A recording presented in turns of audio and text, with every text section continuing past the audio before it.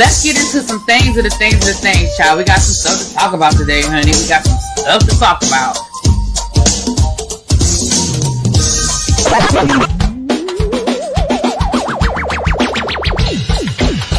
Hit that like button if you are new here. Go ahead and hit that subscribe button. We have a great time over here. You meant what you said when you said it. Really be as bad, because I'll be understanding y'all sometimes. And when y'all know when I say y'all, you know I ain't talking about y'all. You know I'm talking about y'all. Makes me that all these people that got something to say have been actively involved in the political process in their world. I don't believe it. You ain't gonna convince me. I know y'all love me.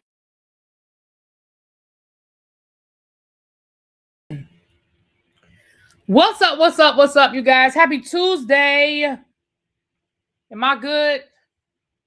Does my sound good? Is my mouth matching my sound? I don't know. It looks weird to me. Let me know if I'm good, you guys. Let me know if I'm good. Let me know if I'm good. Oh my goodness. It's my girl Halfpen's birthday. Y'all know y'all better put a twerk in the chat for my girl Halfpen. Y'all better do it.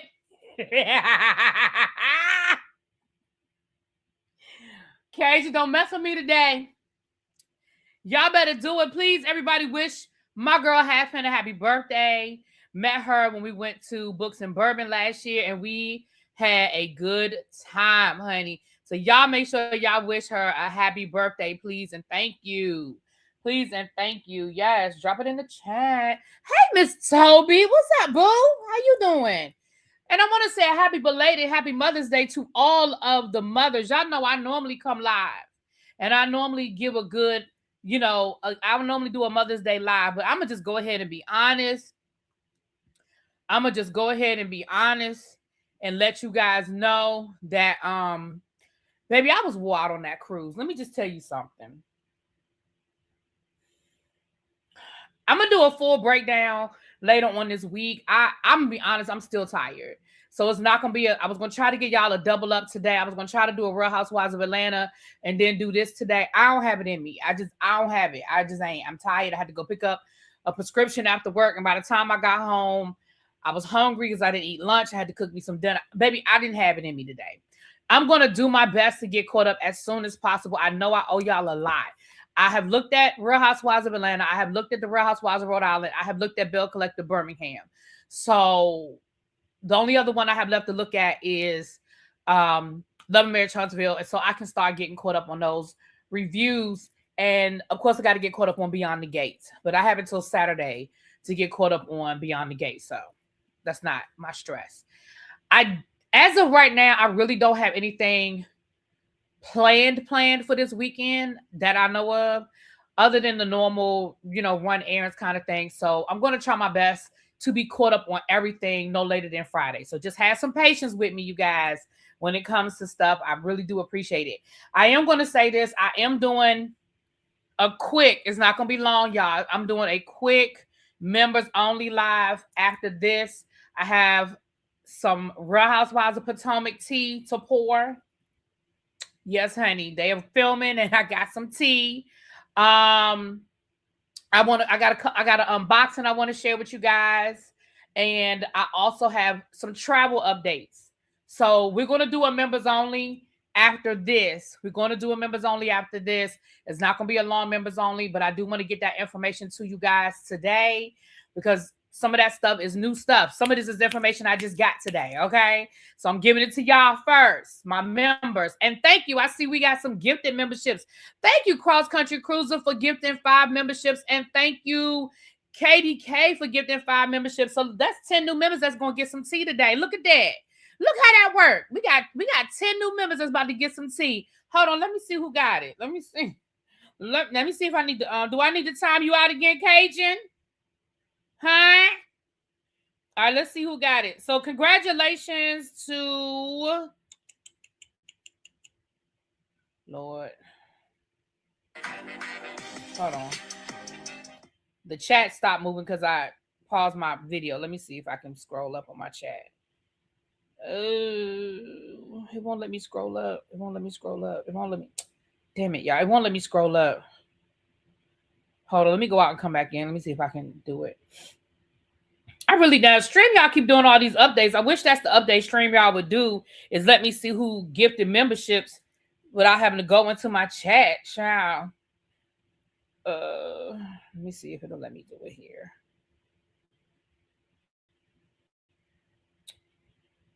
So congratulations.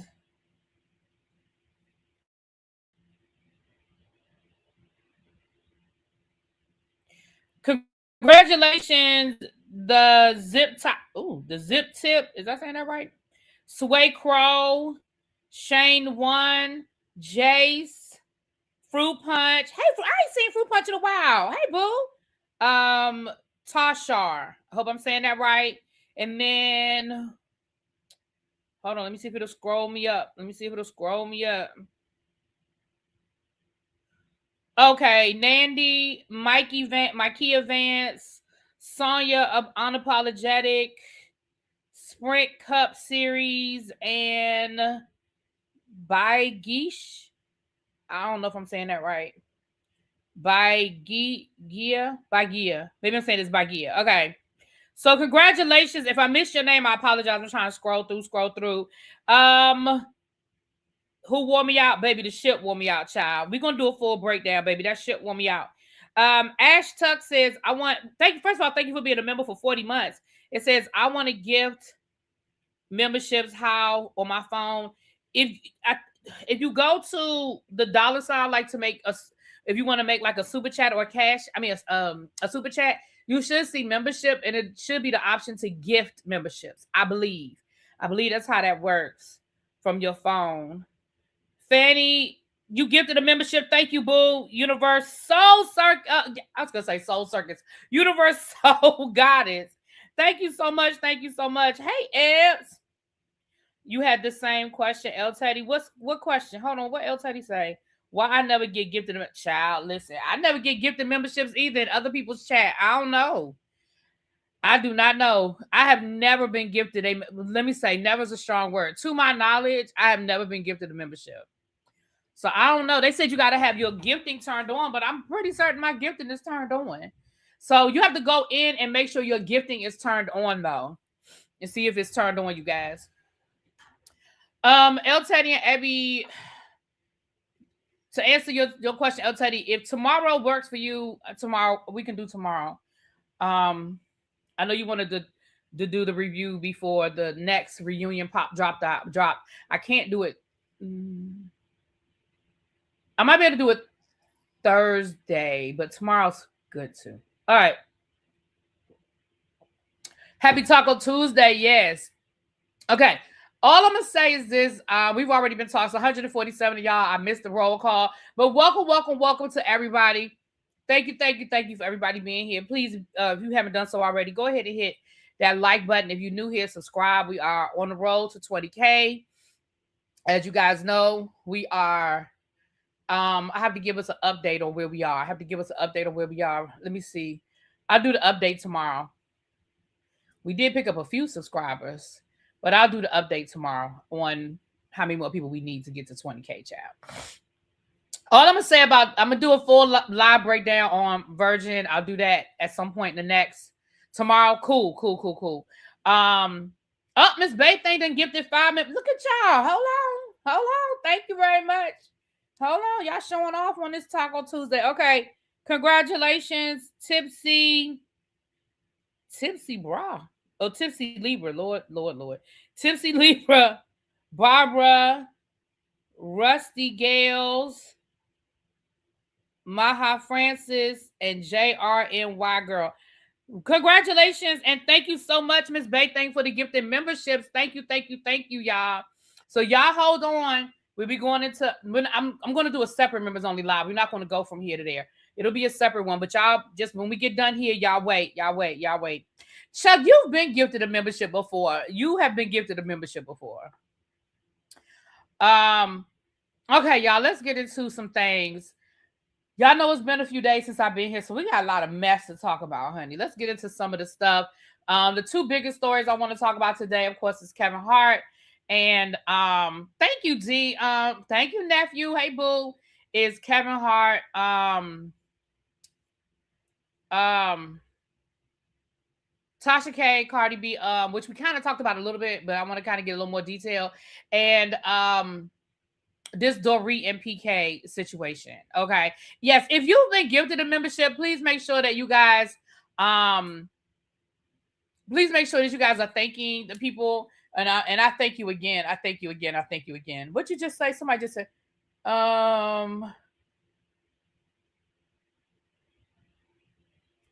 really being Abby reviews. I did have to tell the other people to keep y'all name out their mouths. I'd hate to have to bring out the book. Who did you tell that? Who you told that to? Oh my. Oh my. I really wish I could gift who I wanted to gift a membership. I'm be honest, because there are some people that I hear all the time, and I really wish I could gift y'all memberships. But YouTube doesn't do it. It's supposed to be random. But I will say this, lately it's been some names I've never seen before. It must be people that are subscribed and they up in the bushes, honey. Hopefully that'll bring y'all down. Come on down out the bushes. We don't bite. Come down and hang out with us. Well, but El Teddy, thank you. But I know you always got my back, baby. I know you always on go. So you and giving you the real tea, I ain't never got to worry about it. I know y'all always on go. And Abby, we want to keep Abby where she is, because angry Abby is not what I think any of us want to see. I'm convinced of that. I'm convinced that an angry Abby. I think we want to keep Abby where she is in the I really don't give a F. That's what we want to keep her right there. Because this Abby is not, this Abby right here, that's not, no. Mm-mm.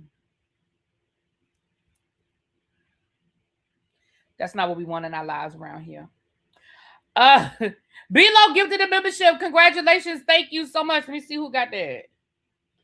I really want the people, hold on, y'all cutting up today. Hold on.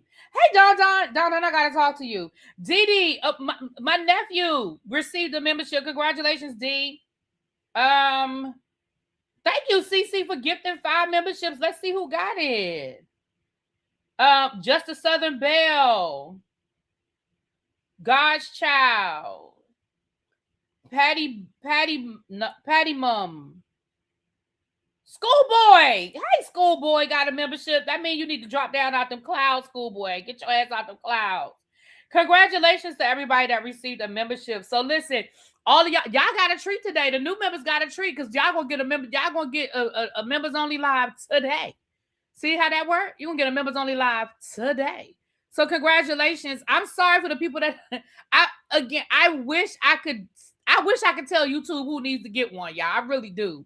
But I don't have that power, Shani. I ain't got that power. But y'all cut up tonight, and I appreciate it. I appreciate it. You're at the movies. Guess you'll swoop through later with a timestamp. I guess you will then, because you're right, because baby, but that's okay. We celebrating. So now I don't have to be watching to get. So now they don't have to be watching to get a membership. You never had to watch to get a membership. But what YouTube always said was that it was based on like who watches you the most. And just because they're not in the chat doesn't mean they're not watching. I met 3 people this weekend on the cruise that was like, I be in your clouds. I'm like, drop down, stop hanging out in the clouds. We don't bite. I mean, unless you want us to.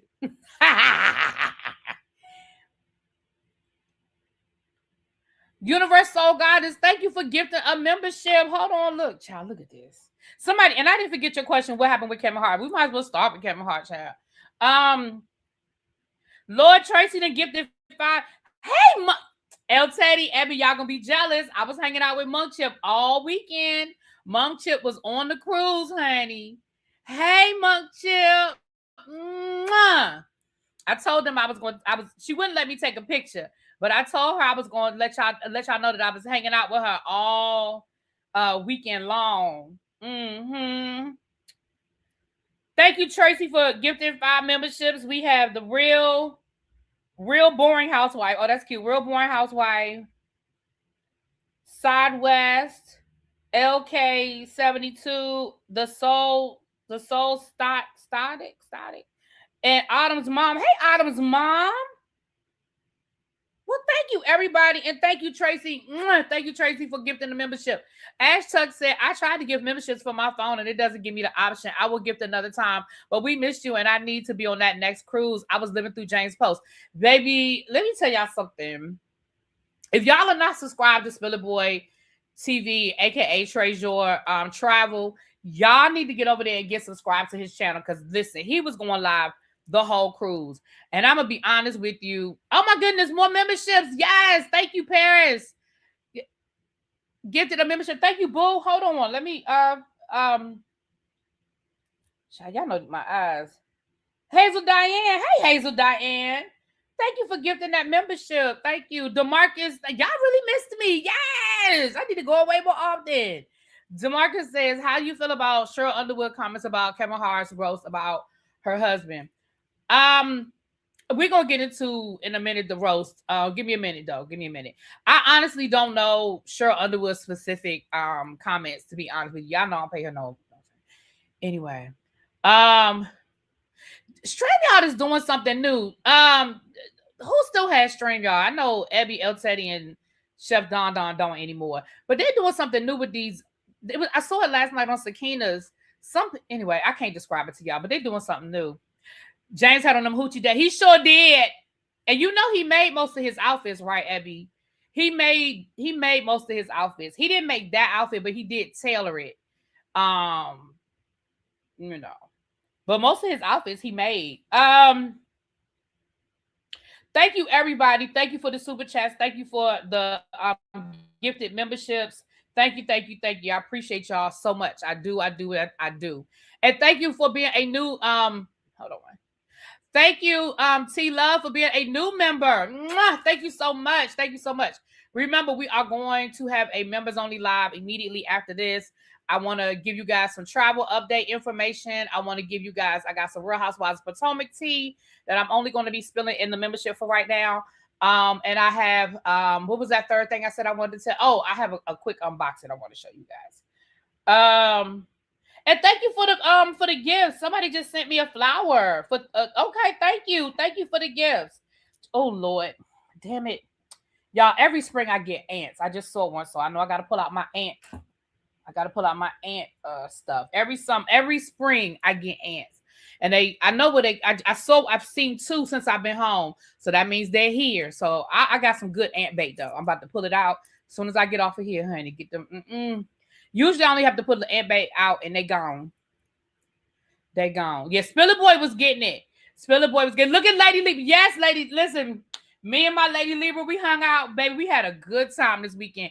Listen, if you are not subscribed to Spiller Boy, y'all need to go over there and get subscribed. Because again, he's got a lot more footage than me because he was going live from the club and stuff like that. So this is all I'm gonna say, because like I said, I'm gonna do a full breakdown on my travel channel. This is all I'm gonna say about when somebody said, why was I wore out? Because let me tell y'all something. Quiet is kept and loud as it is. Virgin is gonna steal the thunder, steal that name from Carnival as the fun ship. I'm gonna tell you that now, baby. Virgin Cruise don't stop. Virgin Cruise does not stop from that sail away party until the final night. They don't stop. Okay, they don't stop. DB said we stole Cajun from her all weekend, and then all you gonna do is fight with them. That's all you gonna do.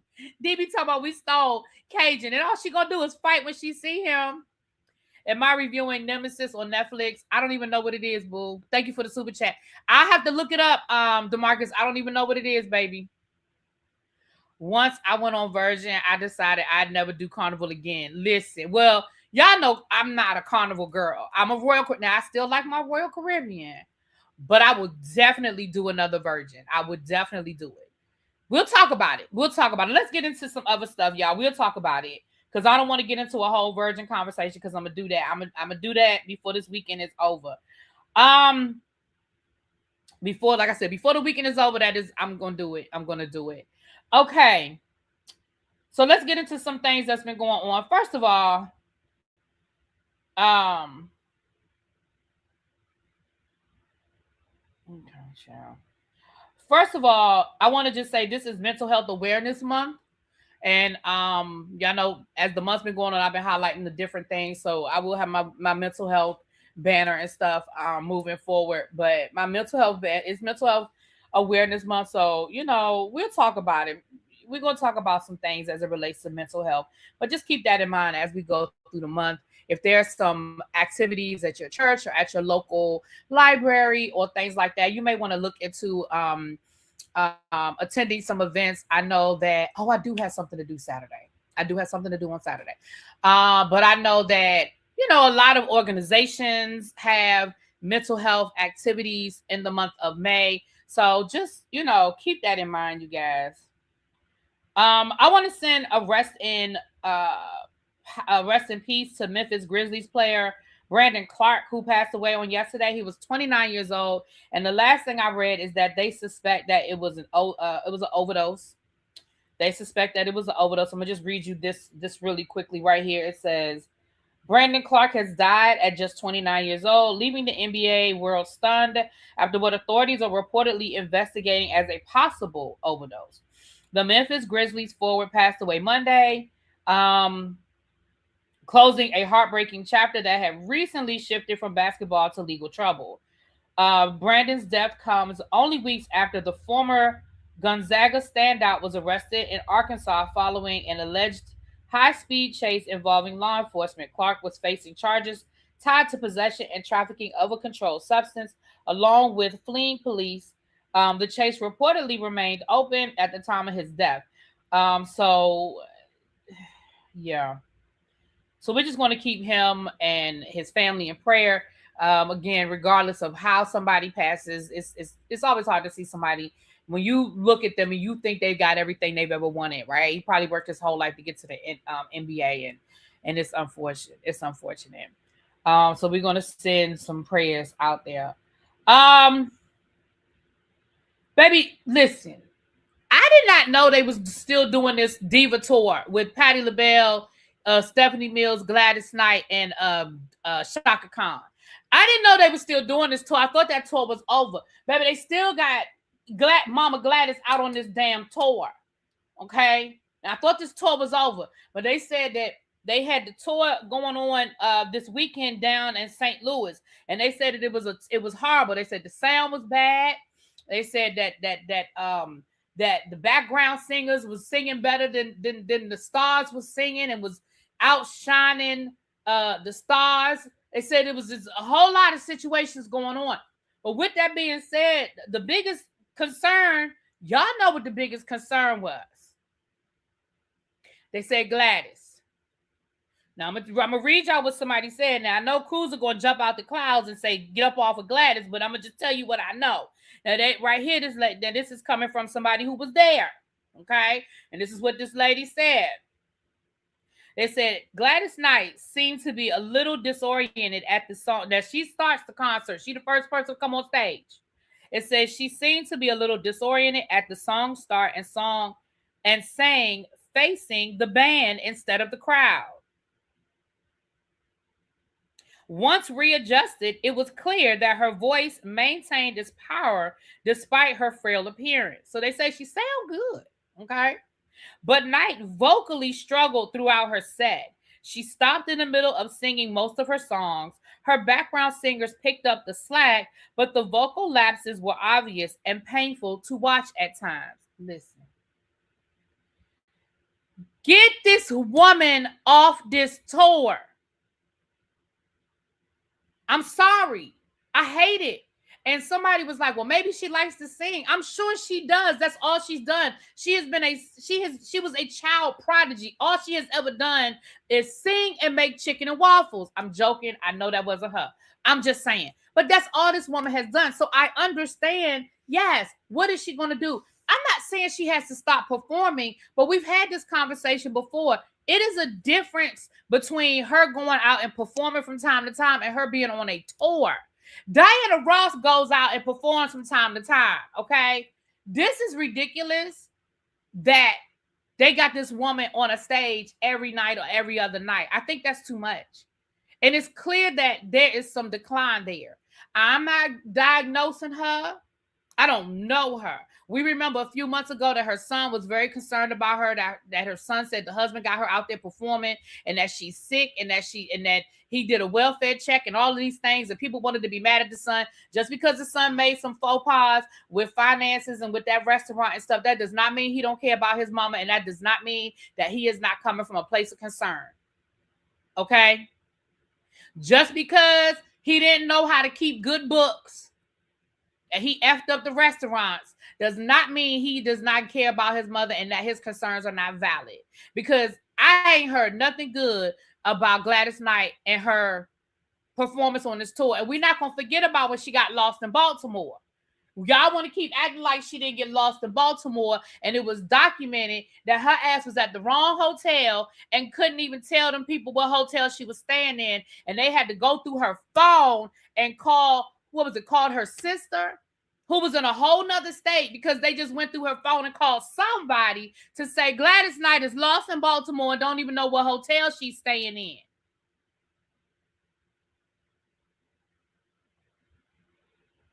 I'm sorry. Get this lady off this tour. She can come and join y'all once a week. Let her be the special guest. Yeah, Couture, we talked about that a couple of months ago. We talked about that a couple of months ago. Yeah. Cheryl said, number one, she's too old to be out there. Number two, you should know at her age, her performance will not be up to par. Well, I agree. I mean, I hope people ain't up there thinking they're going to be getting love overboard. You know y'all not getting that. Y'all know y'all not getting that. Hold on, let me see if I can find it. Y'all don't remember. We did a whole live. Can one of my mods find the live? We did a whole live on Gladys Knight. Didn't we do it was just a separate live about Gladys Knight, or was it part of a show? Was it a tribe meeting? Her son called a dope protector service. Did we do a whole video on just Gladys Knight, or was it a tribe meeting? We need a Gladys documentary or movie. Yes, DeMarcus, let her do a movie. Yes. And I think you asked me earlier, had I seen the Michael movie? No, I told y'all I don't want to see the Michael movie. I'm not interested in seeing it, and I really ain't heard good things about it, if I'm being honest. Thank you, Vinny Vin. Thank you. Yeah, Quake, we did a whole breakdown on this. I want to say we did a whole live on just Gladys Knight. If I remember correctly, I don't. It was okay. Abby said it was a tribe meeting. Right. Her husband is her manager, which is who the son was complaining about. Mm-hmm. Yeah. I remember that. We had a whole conversation about that. You asked me something else, DeMarcus. You asked me about the Michael movie. You asked me something else, baby. I forgot what the other question was. But no, I haven't seen the Michael movie, and I'm probably not. I really don't have an intention of seeing it. I bought a ticket to support it. It's made all this money. It's great. But I didn't. I didn't see it. You saw the Michael Jackson movie, and I'm sorry to say I don't understand all of the.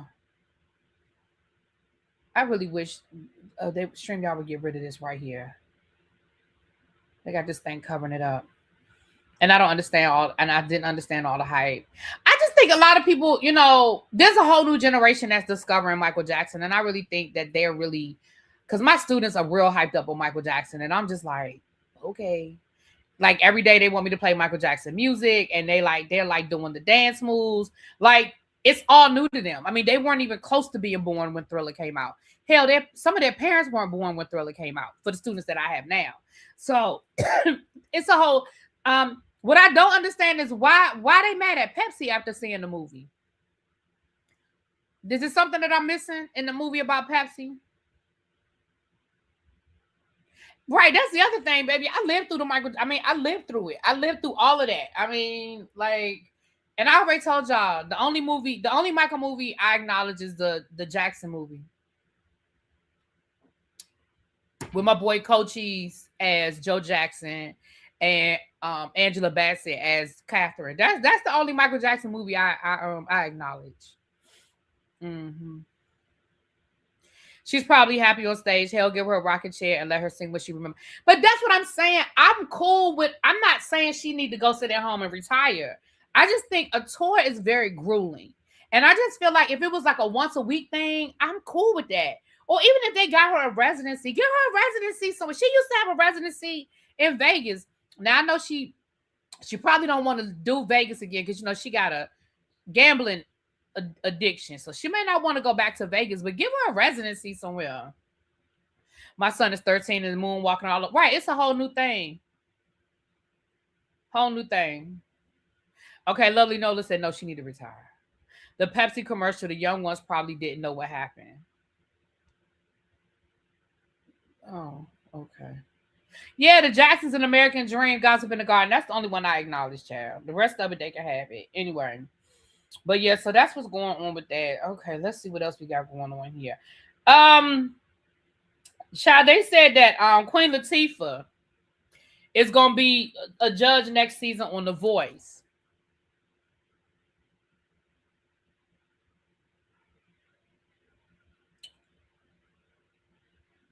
Okay. I don't watch The Voice. So, and I know they had their first Black woman winner this year. I'm not. But I heard the way they ended it, they think it's gonna be a sequel because the way the movie ended. Because it ended with Beat It or something. It ended with like him on stage singing Beat It. And I'm like, what? What? That's where they ended it? I told y'all I don't like The Voice because I don't like the audition. I mean, again, it gives me anxiety watching them people waiting for somebody to turn that chair. And I hate when I see somebody singing and they singing their heart out and don't nobody turn that chair. And then they be standing there crying. And then their family members be in the back crying. And I just don't like it. And I'm not talking about the people who clearly can't sing. But there's people that really can sing. What's up, Doc Liquor? What's up, boo? There are people that literally can sing. And you be like, why isn't anybody hitting the button? I don't like it. It gives me anxiety. So I stopped watching it. I only watched a few episodes, but I couldn't get past the auditions. I ain't like it. I don't like that. It just gives me, it gives me anxiety. I will say I saw this clip of the British version of The Voice. Boy George, I guess at one point in time was a judge, and this guy sang, what's that Boy George? It was a Culture Club song. It was shit, now I'm not gonna remember the song. I think it's Time Won't Give Me Time. Time won't give me time. No, that's not it. One of them Boy George songs, but I mean, yeah, it was one of the Culture Club songs, and it was a song that he wrote about the secret affair he was having with the drummer. Right? Y'all remember that whole scandal? For people who from the 80s, y'all remember. If you wasn't from the 80s, you don't know what I'm talking about. But it ended with bad. Okay. But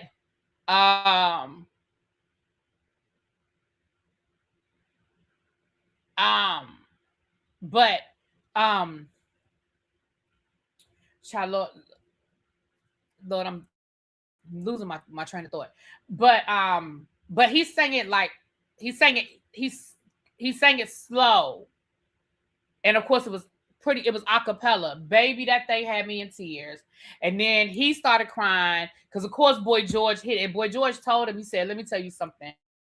He said, that song is a very special song to me. It's a very, it was a very important song to me. It was very special to me. He said, but you gave me chills. Like you gave me chills singing my song.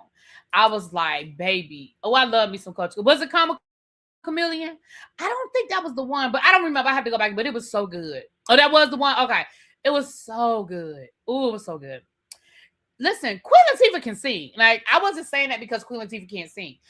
Queen Latifah can sing. Y'all go check out, I have both of, I know she put out at least 2 jazz albums, and I have both of them, and they're good. They're good. Now, Queen Latifah can definitely sing. The Boy in the Voice sang it in low tempo, and it was good. You saw a reel of it. Yeah, I saw it on YouTube. I love me some Boy George. I always love. I mean, even before I didn't understand. I mean, as a child, I understood that he was like I don't even think I had the words gender bender, right? I don't think I ever identified like in my mind because I remember when I found out he was sleeping with the drummer, I was like, what? I just thought it was weird. I mean, it was the 80s and boys wore their hair long and wore makeup and I mean, punk bands wore makeup and stuff. You know what I mean? So like I never thought like that, until he said he was sleeping with the drummer chair. I said, ooh. And it was a scandal. And they used to be fighting. He said they used to be fighting. He said that man beat him up. And then the man was married and didn't want nobody to know because he was married with kids. Baby, it was a whole, if y'all don't know nothing about that story, baby, that was a whole scandal. Y'all better go look it up, baby. It was a whole scandal with Boy George and that man. Yeah, Queen Latifah can sing. So it wasn't shade as far as that's concerned. Yeah, John. Mm-hmm. It was just, I'm not but I think it'll be great. I definitely think I think shows like that need new energy and new perspectives. I definitely do. And I think The Voice does a good job of rotating people in and out. Would you put Boy George and Lady Gaga in the same category? As far as what? What do you mean? I don't, as far as what? I mean, what you mean as far as like them singing? Like, I don't know. You got to give me more specifics. I don't know what that means. No, it wasn't the black boy, Katrina. That's not who he was sleeping with. He was sleeping with the drummer, the white guy. That's not who Boy George was sleeping with. Right, Nubian. I didn't think anything was strange either. I just, but like I said, it was years later when I found out about that. And I was like, oh. Right, pretty gray eyes. Pretty gray eyes. I got to do that every time. All right. Excuse me. All right.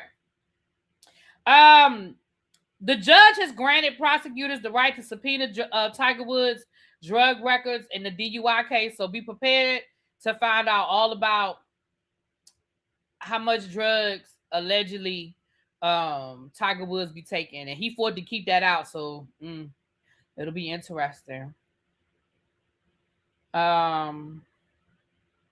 Will Smith's sexual harassment and wrongful termination lawsuit has been thrown out by the judge. Remember that guy was saying that Will Smith sexually harassed him and then fired him? Well, the judge threw it out. The judge was like, stop playing with me. Byron Allen. Now, this is interesting, and I'm going to reach out to some people about this. This is interesting. It says Byron Allen is acquiring a majority stake in BuzzFeed. He will soon become the CEO. And what he said he wants to do is he wants to make BuzzFeed a competitor against YouTube. He wants BuzzFeed to be a legitimate competitor with YouTube.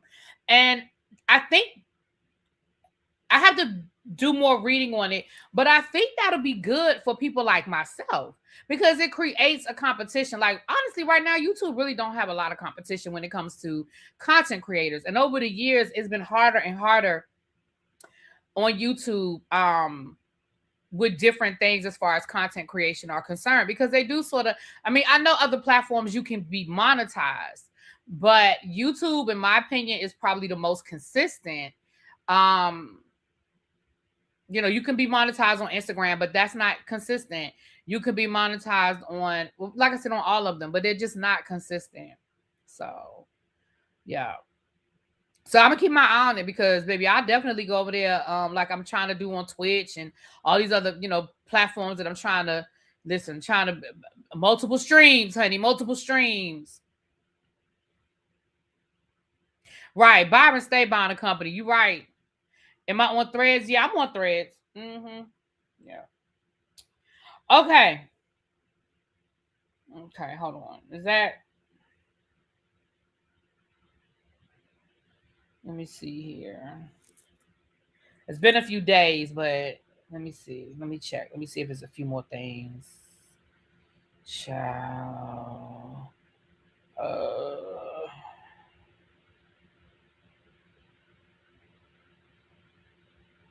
Okay. Okay.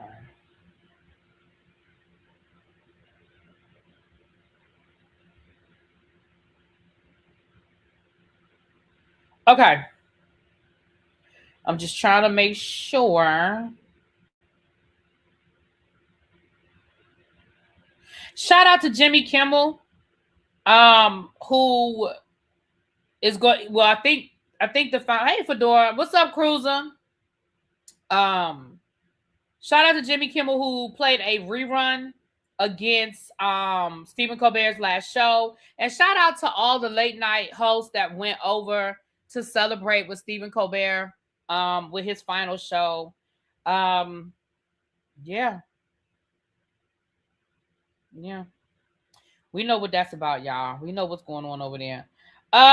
Nick Cannon's former account allegedly stole $2 million from him and then vanished overseas, honey. All right, last one, and then we're gonna get into this Kevin Hart and PK. Who I said? Kevin Hart, Tasha K, PK. Okay. Last one before we get into one of those three stories. Stephon Diggs, former chef. Listen, she ain't stopped talking since she's lost this lawsuit. Okay.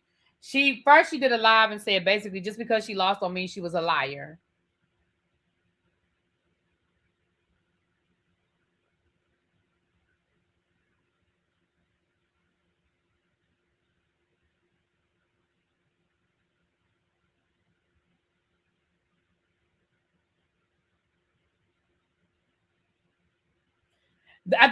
I wasn't sure when his last show was, but I think all of them came together to film a segment because I saw where there was a picture of all of them together. So they might have just filmed a segment for it. But he said the night of his last show, Jimmy Kimmel said he's playing a rerun. He's not going to do a live show. He's not going to do a new show. It's going to be a rerun because he wants everybody to go over there and watch Stephen Colbert's final show. Let me say this. Girl, listen. I don't know what happened between you and Stephon Diggs that night. I don't know. You know, maybe Stephon Diggs did come in there and choke you. I don't know what that man did. But what I do know is you looked a fool on the stand and they caught you in multiple lies. So now your credibility is shot. So I guess she didn't get the response from that she wanted to get. So then she said, well, that's why women don't come forward because of stuff like this and the way we drug her and this, that, and the other. Let's be clear, ma'ams, hey girl. Baby, I was with you. I ain't say I believed you because I ain't know I wasn't there. I don't know what happened. But y'all know my instinct, unless it's some egregious stuff, y'all know I'm always going to be there for the woman. Okay? So I was kind of like, now I always felt like it was more to that story that you wasn't telling. I told y'all that when we talked about it. I said, because he just felt too comfortable coming in your bedroom in the middle of the night. I felt like he had been there before. That doesn't mean it was okay for him to put his hands on you, but I definitely felt like it was more to that story. Okay? Now, you got on the stand and you kind of blew a lot of us like, oh. Like a lot of our reaction after we saw you on the stand was kind of like, oh. Now she went live and now she's saying, Cardi, you know that man did it because he did it to you too. Hey, girl. Hey, listen, let me tell you something. I don't know what's going on with Stephon and Cardi. But I'm going to say this. One thing for sure and two things are for certain. Y'all are not sister wives, okay? Y'all are not standing in solidarity. You're not going to force that woman to say anything she's not ready to say about that man. If she want to come out here and tell us that man put his hands on her, she will do it if and when she chooses to do it. You're not going to make her do it no faster. I mean, that's just that on that. And you better keep you better keep Cardi's name out your mouth. You better ask Tasha K.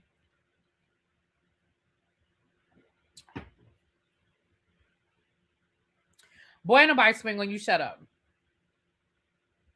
You thought you was gonna get you a payday. It didn't happen, and so she ain't stopped talking since. All right, so let's get into, since we talking about Tasha K, let's go ahead and get into that. So Tasha K, okay, so let me give y'all a short version of the story. And Simone did a really good breakdown of the, if y'all want the attorney long version breakdown, y'all go check out Simone Redwine's video. She did it, I believe she did it last week, where she kind of broke down what happened in court with Tasha K and Cardi B and why this really is not good for Tasha K. So basically what happened was, y'all know that, so when Tasha K did that payment arrangement with Cardi B, where she was telling everybody that she had this payment arrangement and she only had to pay back $1.2 million of the $4 million. First of all, that was a lie, but y'all know it's Tasha K, so y'all know she lied. And again, Simone, can one of my mods drop Simone's chat link? Because I want y'all, if y'all want to catch it up. Simone shows the paperwork and shows exactly what she's saying. But what it is they did a payment arrangement. Thank you. There it is right there. Thank you. Thank you, Xavier. Thank you, Boo. They did a payment arrangement where Tasha K did a payment arrangement for the 1.2 million, and then there was going to be basically a sliding scale for the remainder based on how much Tasha K made. So if Tasha K made more money, then the payments will go up. Because basically what I guess the conversation was, hey, I don't have enough money to pay this $4 million right now. So 1.2 I can pay off in 2 years, and then we'll revisit what it is at that point. Well, y'all remember a couple of months ago, Cardi B took Tasha K back to court because she was like, look, you lied about your money. You told us you only made this amount of money and this amount of money, which is why we agreed to this payment arrangement. But now we are finding out that you make more money than what you said you made. So remember, she took her back to court to get those court documents, remember, through her bankruptcy case. Now, there's an update in that too, but I have to get that information to y'all later because I don't have that information right now. But there's an update with that bankruptcy case. But remember, she asked for that information. Then Tasha K signed a non-disparagement agreement, meaning I will not talk about Cardi B or anybody associated with Cardi B until this judgment is paid off. Remember when Tasha K did that whole, I want to be free, I want to be free, I want to be free so I can get my freedom of speech back?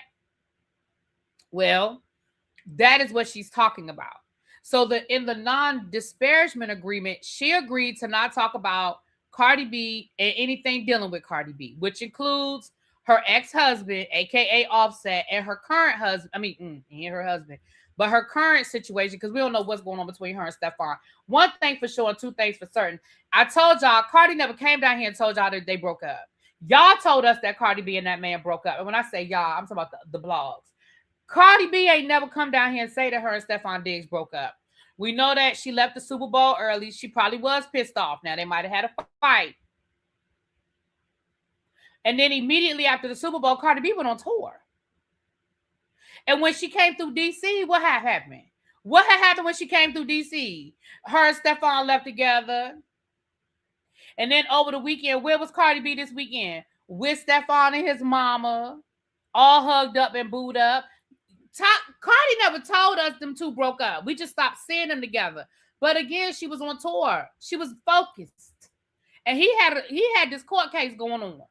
Okay, he probably couldn't be on tour with her riding around the United States when he had to be ready to deal with this lady in court. But neither here nor there. What Tasha K was doing, y'all, was Tasha K would do videos and do these post and deletes. And the problem is, Tasha K, you smart, but you're not smarter. And Cardi B and her attorneys would catch it. So when they went to court, they basically had all of these violations where they were like, listen, she violated because she posted this on this day and this on this day and this on this day and this on this day and this on this day. I think they had something like 21 violations when they went into that court. So what had happened was Tasha K's attorney, Tasha K, girl, come here. Let me tell you something.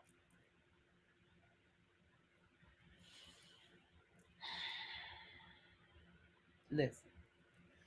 Tasha K, come here, baby. Come here. And I know you don't want to hear nothing I got to say. You don't give a fuck about nothing I got to say. You probably don't even know who the hell I am, and that's okay. But let me say this, Tasha.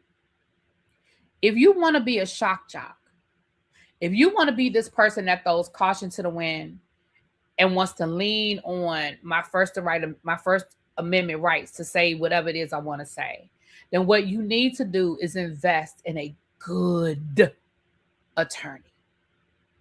And good attorneys are expensive. You know why they're expensive? Because they're good at what they do, so they can charge you. Tasha, you have got to invest in an attorney that is going to keep you out of trouble. If you insist on continuously doing these things, which you have every right, baby, you are within your rights to do all of the things. But you have got to invest in somebody that is going to match that energy. Now, the attorney you have now, who you said was such a great attorney, when he wrote his response, Cardi B's attorney submitted to the court what they wanted to happen. Tasha K's attorney submitted the response. Y'all know that's what happens in court. In Tasha K's attorney's response, they found that there were multiple ChatGPT references from court cases and case law that just fucking didn't exist.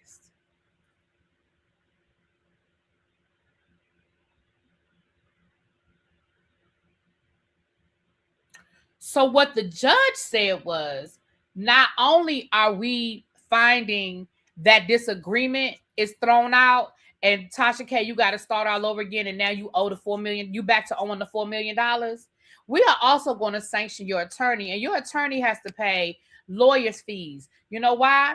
But Cardi B's attorney said, listen, we wasted time looking up this case law that didn't fucking exist to try to argue and to try to respond to what they said. And you giving us case law, Really B versus L. Teddy, 1986. And this case never happened. So as a result, we wasted precious time researching some shit that didn't happen. So the judge was like, and now your attorney is sanctioned. So Tasha K, not only are you right back where you started and owing this whole fucking $4 million, now your attorney owes some money.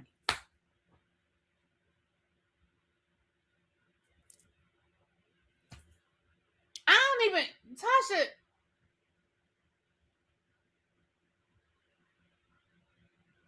your biggest issue is you just can't shut the fuck up.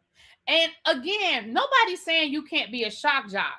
But what you do have to do is put your ducks in a row. You have to cross all your T's and dot all your I's.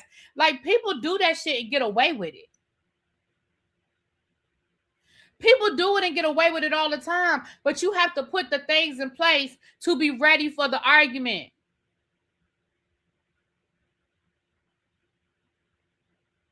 And you can't do that shit. You can't do that on a Dollar Tree budget. Damn it. You can't do that shit on a Dollar Tree budget. The attorney was citing case law that didn't exist and citing court cases that never happened. Remember, Diddy, the guy that was suing Diddy, did the same thing. He was found. He was sanctioned something. I forgot how much, but he was sanctioned. What's his name? Y'all know the guy I'm talking about. What's his name, y'all? That attorney that sued Diddy and was using AI case law and TD Jakes. And he was using AI case law and got caught up. Right. Howard Stern. Hell, even Wendy Williams. Busby. No, not Busby. It wasn't him. It was the Tyrone Blackburn. Yes, Tyrone Blackburn. Remember, he did the same thing. They said in the TD Jakes case, baby, they said he had AI all up in there. And he gonna tell the judge it was a mistake. The judge said, how many times? Touch K act like Cardi B the only celebrity out here doing celebrity shit. Girl, find somebody else. There are a million different people you can talk about out here. Jason Lee be saying some of the most egregious shit sometimes, and he don't get sued. Or if he does, we don't never find out about it. Come on now. Her lawyer's blaming the intern. Well, guess what? If your name is on the head, if your name is on the letterhead, guess who's gonna get in trouble? You.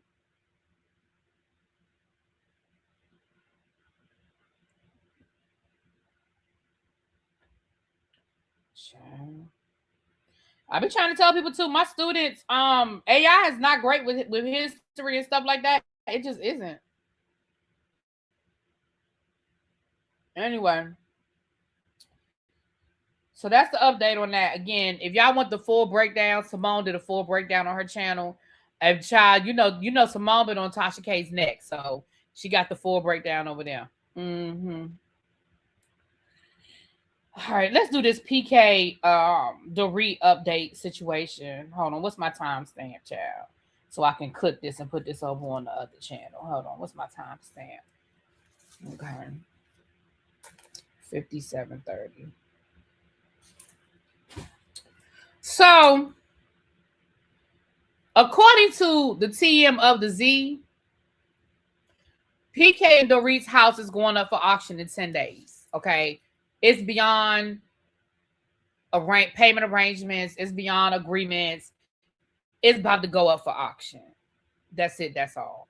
Now, y'all know that things have been leaking. I'm going to say that in air quotes, leaking, right? So one of the stories that has leaked out is in there because their divorce, it's court documents. So some of the stuff isn't leaking. Some of it is just public information that people are pulling the court documents. But there was a declaration that one of their mutual friends wrote in support of PK. And according to what this friend said that Dorit has been using the kids to lie and try to get money out of PK. So let me read y'all this part. This came from the declaration from the friend. It said, while I was attempting to address financial issues with Dorit, she enlisted, this is what PK said. While I was attempting to address financial issues with Dorit, she enlisted our kid to send text messages to me requesting money for her personal expenses, including a trip she wanted to take with the children. PK submitted the alleged text exchange from April from his child as evidence in court, which reads, Daddy, do you want us to have a fun spring break? That's supposedly from their child. PK responded, yes, puppy, of course. But because I know you're super smart, before you try and outsmart your daddy, just bear in mind the creator is always smarter than the creation. Now, PK, that sounds like a lot to say to a child. Now, PK, and I'm sure this is all backed up in text messages, but that's a lot. I wish my mama, sir, just remember the creator is always smarter than the creation. Sir, that's a lot to be saying to some children. Okay, now PK, now listen. And let's keep going. It says, to which the child replied, yeah, that really helps with the fun spring break. Huh? That really helps with the fun spring break. I don't know. These are what the text messages say, child. So then it says, later in the conversation, PK asked, why did you ask me if I want you to have a good spring break? And then allegedly the child responded, forget it, which led PK to say, no, I don't want to. Tell me, what did you mean? So then the kid eventually said, why can't you just book us a holiday? Mommy pays for everything.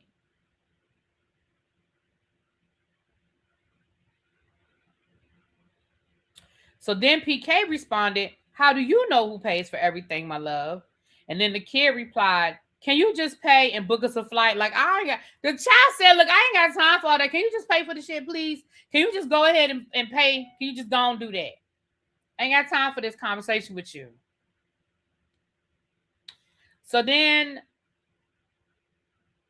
PK allegedly said, LOL, I don't know where you want to go, so I wouldn't know what to book. It's 10:30. You need to go to bed. And then the kid said, okay, good night. So these are text messages. So I'm sorry, I'm reading the wrong thing. I got so much PK and Dorit stuff in here. So this is allegedly a text exchange between them. So hold on. Let me find the other stuff. The one about the friend. Hold on, child. Hold on. I got so much stuff in here. My bad. That's not the one. The friend wrote, hold on. Is this it right here? Hold on.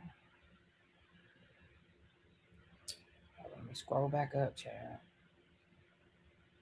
Damn it. It's in here somewhere. Child, I'm sorry. It's so much PK stuff and Dorit. My bad. Hold on. I'm going to find it. I'm going to find it. I'm going to find it. Here it is right here. I knew I was going to find it. So right here it says Dorit's friend said she threatened, allegedly the friend said that she threatened to use dirty games against PK. So let me read you guys. And this is coming from TMZ. The Real Housewives of Beverly Hills. Da, da, da, da, da. Okay, y'all know that part. So it says Justin Levine, who says he's known the couple for many years, filed a bombshell declaration stating that he tried to talk to Dorit in an effort to help resolve their ongoing issues over money in their $6 million home. Justin claims that he tried to convince Dorit in early April to work with PK on an agreement over the property. Levine says that during the call, Dorit became highly agitated before I was able to complete my explanation of the purpose of the call. While she has previously expressed frustration, this conversation was notably different in both tone and intensity. He said she allegedly told Justin to write down her demands and pass them along to PK. Justin claimed that Dorit made it clear if the demands weren't met, she would disclose private information about PK to the public. Justin said that Dorit wanted PK to send her $50,000, followed by another $50,000 to help with expenses for the kids. He claimed that Dorit said if the $100,000 was sent, it would prevent her from engaging in what she described as dirty games. When she was pressed about the $1 million that PK claims Dorit spent on clothes and travel, she told Justin that he had no idea about her contractual requirements with Bravo and the such.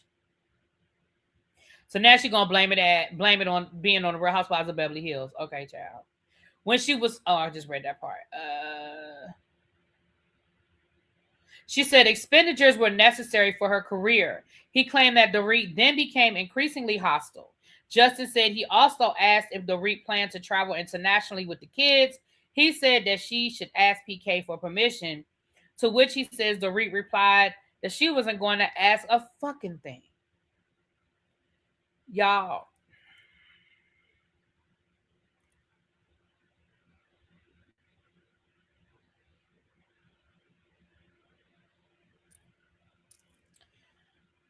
It's a mess. So again, and then the last thing I saw was where this house is allegedly going to be up for sale, going on auction. Now, I was reading in the comments down to the Tiki Taki. Baby, they said Kyle could be real petty and buy her house. What if Sutton bought her house? Y'all remember how she talked about Sutton's house being on the main road? Y'all, what if Sutton bought her house? Wouldn't that be the ultimate petty?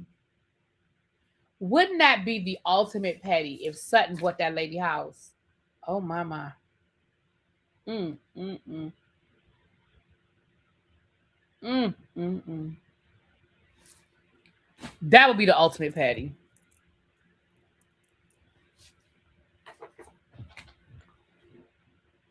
Why aren't the feds coming to Dorit like they are with Pam Oliver? Because Dorit didn't scam. Because Dorit didn't scam to buy that stuff. She just spent money she ain't need to be spending. But allegedly, I guess Dorit and PK did a better job of covering up their robbery.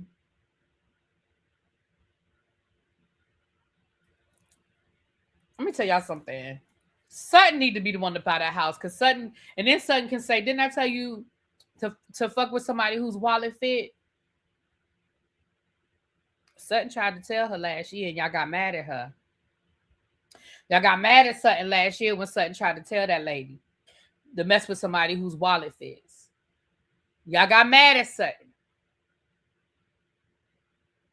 All right, now let's get into this.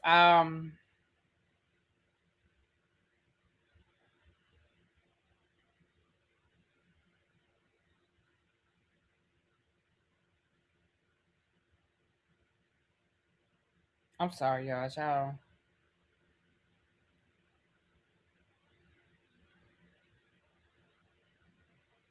All right. Sorry. Um.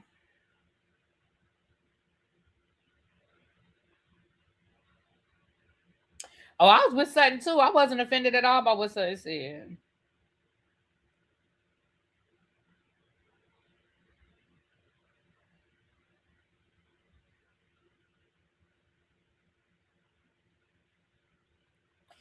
So let's talk about. It's two different things going on with this Kevin Hart situation. So first is the roast. So let's talk about the roast, and then let's talk about this article going on over at Kevin Hart's media company. And I do have the lawsuit, but I don't have time to read through it today, because like I said, I'm doing this and then I'm doing the members only live. But we're going to read through an article. So let me talk about the roast. So first of all, Kevin Hart had a roast on Netflix where, all the comedians come up and they do things. Let me just tell you something. First of all, I'm not the kind of person that enjoys roast. I don't enjoy that kind of humor. It's just not funny to me. Um, and I also think that roasts have gotten cruel.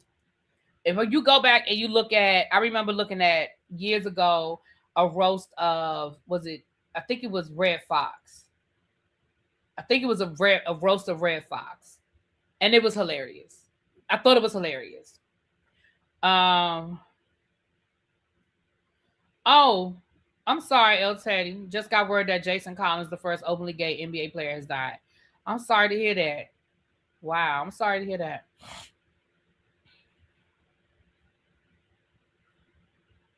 Yeah, sorry to hear that. Um, so I would have never watched it because I just don't find. I just think Roast went from like being raunchy and low blows to just totally. It's just not my kind of humor. I just don't find them funny. As far as the Cat Williams, Kevin Hart part of it, what did y'all expect? And when I say y'all, I mean people. Like Kevin Hart and Cat Williams are not friends. They don't. Cat Williams doesn't like Kevin Hart. Now, did they maybe write a good check for Cat Williams to show up? Sure. Sure.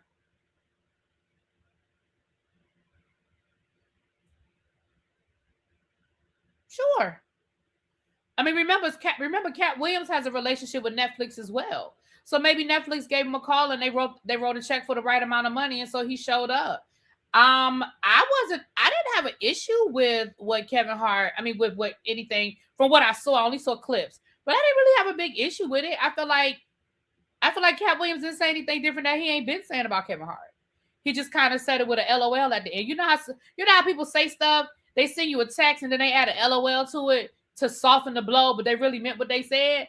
I feel like that's what that was. I feel like Cat Williams just did a LOL and just, you know, you said what did Cat Williams say? He basically just said that Kevin Hart was him. That Kevin Hart came in and that Kevin Hart was a yes man. He doesn't say no to anything. Whatever they want him to do, he just does it, and he basically is a buffoon for the industry. That's what it is. He said Kevin said Kevin Hart's been copying after him since he came into the industry, and he made a joke about he used to be a 6'5", light skinned man or something something something. He said now look at him. So it's just it's just that. I don't have an issue with Kevin. I think Kevin Hart's funny. And I know that's not everybody's humor. I know everybody doesn't find Kevin Hart funny, but I think that's what makes the world go round. You know what I mean? Like, I'm not going to start policing comedians because I find some comedians that other people find offensive, I find funny. I remember Andrew Dice Clay, and again, you got to be a kid from the 80s to remember Andrew Dice Clay. Andrew Dice Clay was offensive to every fucking body, and I thought he was the funniest thing.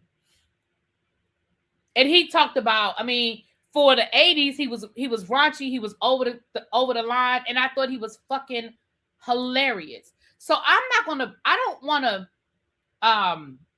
police what other people find funny. You know what I'm saying? Now as far as this white comedian, hold on, I have his name in here somewhere. Hold on. Let me see. Let me get this man's name, child. Hold on. Hold on, child. I got it in here somewhere. Kevin Hart. Oh, the man pled guilty to stealing Beyonce's music, but you know, I kind of thought that was going to happen. So, hold on, let me find it, child. Let me find it. This white comedian. Hold on.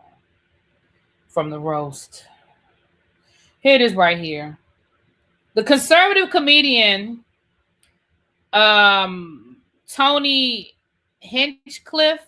He made a joke about George Floyd during Kevin Hart's stand-up roast. While on stage, he said, "The Black community is so proud of you, Kevin, right now. George Floyd is looking up at us, all laughing so hard he can't breathe."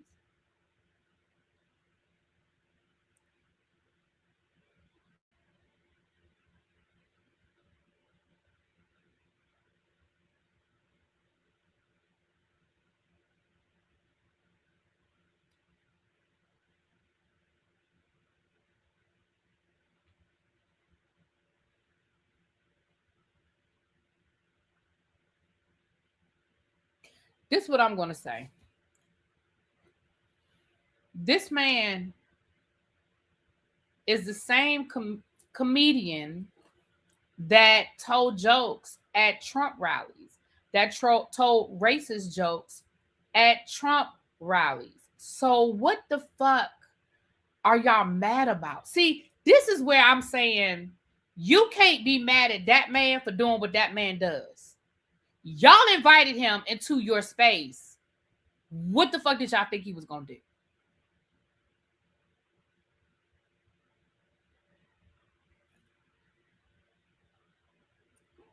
Hey, Kim.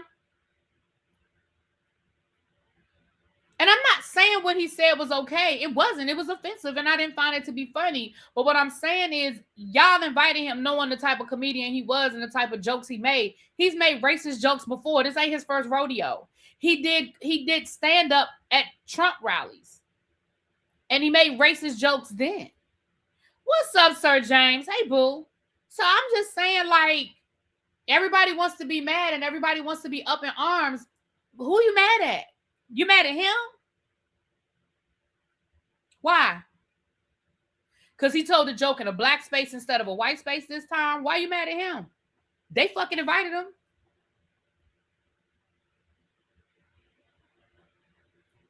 I could see if we didn't know who this man was. I could see if we had never heard him make racist jokes before. I'm sorry. He's got a whole plethora of clips where you can go on YouTube and hear his racist ass jokes. I believe we even talked about him at one point during the campaign. I really feel like we've had a conversation about these jokes. I don't like what Shane did to Cheryl.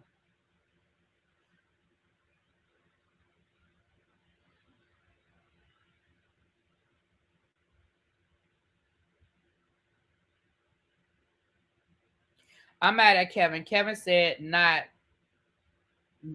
to tons of jokes and was okay with that.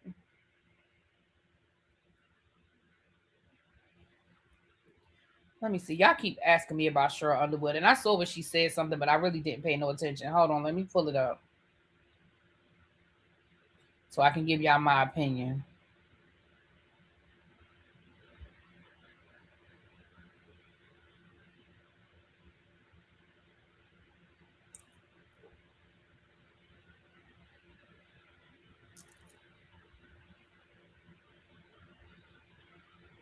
So it says that Tony Hinchcliffe mocks Cheryl Underwood's late husband, unaliving himself during his roasts.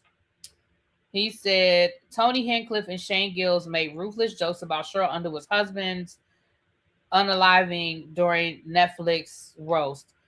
So this is the joke. Quote, her husband unalived himself 3 years into the marriage. I've been sitting next to her for 2 hours and I have to ask, how did he last that long? The camera cut to Underwood, who was hysterically laughing.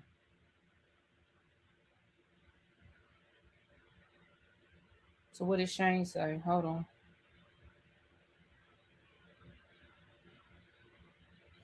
Let me scroll down. Is that the end of this? Because it said Shane. I don't see nothing else written here. Hold on.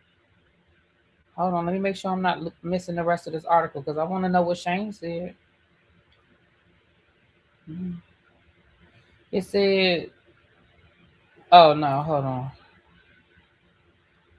Hold on.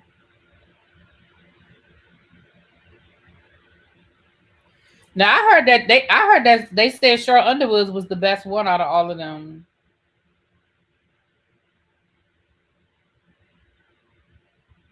So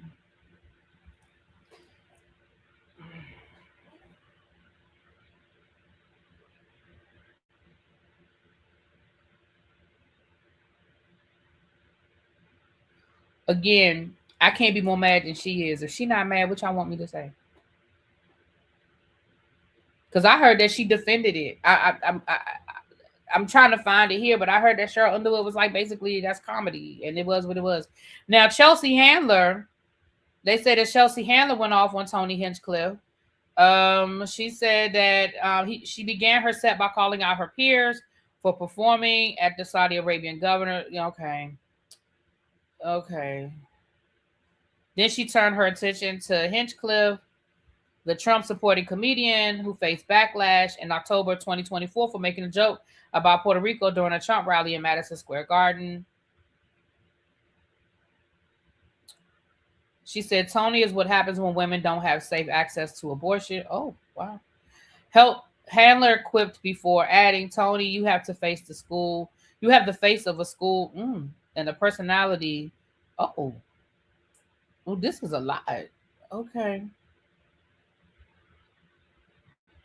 Oh, she said she pointed out his whitened teeth, accusing him of using Crest white supremacist strips, and mocks his friendship with podcaster Joe Rogan by asking, if you're here tonight, who's keeping his balls warm in their mouth? Oh, okay. All right, Chelsea. Okay. Y'all know Chelsea Handler, she don't give a fuck. Cheryl Underwood defended it on on Don Lemon. Yeah, I mean, that's what I would have expected from Cheryl Underwood. I don't mean any harm, but Cheryl Underwood, she's going to defend it. So if look, what y'all want from me? Y'all want me to be more mad about a joke about her deceased husband than she is from a person that I already feel like shouldn't have been invited to the conversation? Like, y'all invited that man in the door. I'm sorry. I guess I just don't have a lot of reaction to it because I don't expect a lot. First of all, I don't like roast. I don't think they're funny. They're not my kind of humor. Every time there's a roast, there's this controversy about what was said and who said too much and how far people went. It happens every single time. And when I go back and I look at old roasts, like I said, you go look at the roast, I believe it's of Red Fox. It's either Red Fox or Richard Pryor. I mean, are the jokes low blows? Yes, but they're funny. See, they didn't make me uncomfortable to listen. Those jokes, I would have been uncomfortable in that room. I would not have. I would have been uncomfortable. Cheryl's not MAGA, but she's a Republican, but she's not MAGA. No, And there is a difference. There's a difference, and I don't even know if she might still call herself Republican, but I know she's not MAGA. No. Because I've heard her speak out against Donald Trump. So she's not MAGA, but she is a Republican, and that's different.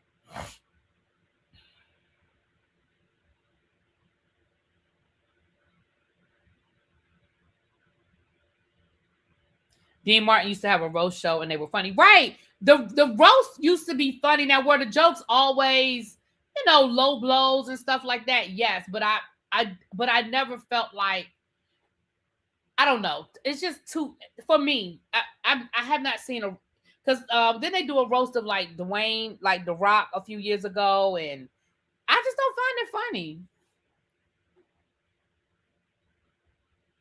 Yeah. I just don't find it funny. And again, but I'm not going to say that people shouldn't be allowed to do their type of humor. See, this is where I am in the world today. I'm just going to choose to spend my money in spaces where I'm celebrated. That's it, and that's all. So I'm not going to watch it because it doesn't interest me. Am I going to protest and tell people that Kevin Hart can't have a roast? Kevin Hart can do whatever the fuck he wants to do. But here's what's going to stop things like that from happening: when people don't make money off of it. Because at the end of the day, we live in a capitalistic society. The United States is a capitalistic society, and everything here turns on money. And the faster people figure out that it's not turned on your emotion, it's not turned on how you felt and whether you liked it or not, it is turned on money. Just don't fucking watch it. But the more people watch the clips on Instagram, the more people go to Netflix and watch it just to be mad about it. Just stop fucking watching it. They'll stop doing it if they're not making money off of it. I mean, and again, for some people it don't. For some people it's not an issue. You know.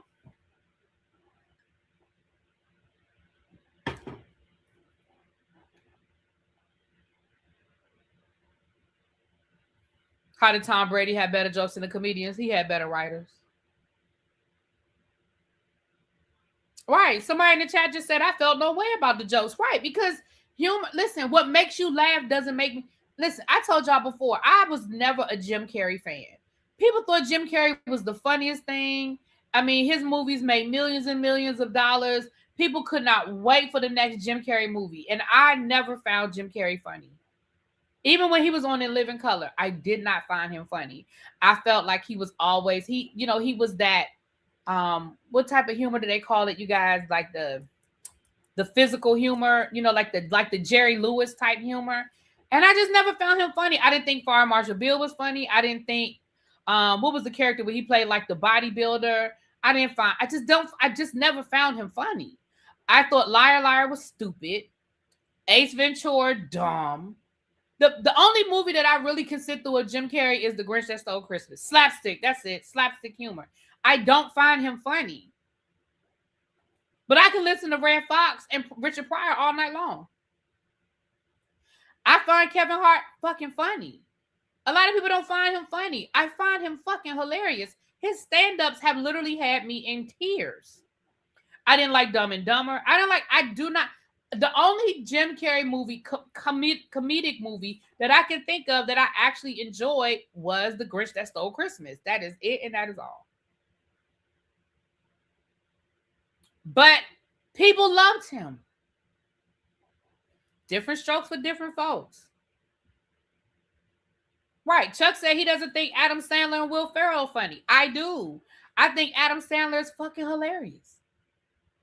I think humor is one of those things that if it makes you laugh, then it's okay for you. And what I'm not going to do for me, I'm not going to get mad at a man doing what he was paid to do. They hired that man. They paid that man to show up and tell jokes knowing he was a racist in a black space with honoring a black person. They invited him. And when I say they, I'm saying whoever invited him, because I don't know if it was Kevin Hart, if it was Netflix. I don't know who the fuck invited him. But he was invited there. He didn't crash the party. He didn't show up out of nowhere. He was invited. He was given time to speak. And he did what he's known to do, which is tell racist fucking jokes. Which I want me to do. Right. I never found Seinfeld funny. I've tried to watch a couple of Seinfeld episodes. I never found them funny. The funniest thing about Seinfeld is trying to watch what's her face dance. The female friend. The episodes where she's dancing, I watch those. But other than that, I just don't find it. I never found Seinfeld to be funny. I didn't like Cat in the Hat. Was that Jim Carrey? I feel like I only watched the Cat in the Hat like one time. So the fact that I only watched it one time, no. I think Friends is hilarious. And I know a lot of people don't like Friends because they, NBC did steal Living Single from the black people and turned it into Friends. But I still found Friends fucking funny. And if I'm flipping the channels and it's on, I'll stop. I think Friends is hilarious. Sorry, not sorry. Funny to me. Yeah, I didn't think Cat in the Hat was Jim Carrey. I used to love the Drew Carey show. You see what I'm saying? Y'all see how in the chat humor is relative to who you are? I thought the Drew Carey show was fucking hilarious. That damn Mimi, that was my girl.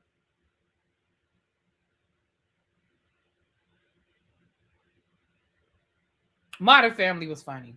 Right. I think if all of us drop down and talk about the shows, things we like, it's because it's like music, it's like art, it's relative to who you are. And I'm not going to tell somebody else it's wrong just because it's offensive to me.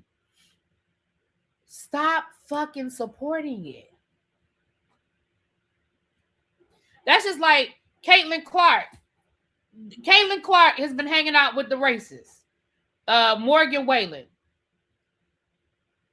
Baby, Melissa McCarthy, and she's slapstick, but I think Melissa McCarthy is fucking hilarious. I was so mad when Mike and Molly ended, but her movies have me dying. Do you hear me? In stitches.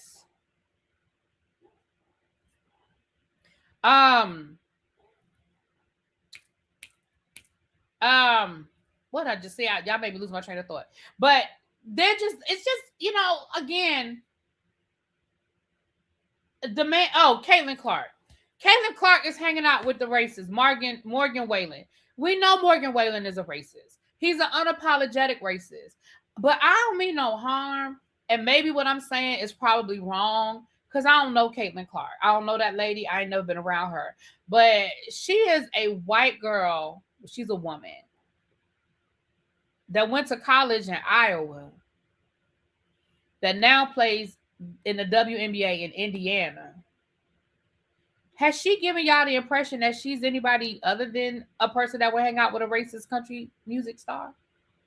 Like, I'm not shocked. Are y'all shocked? Why are we shocked?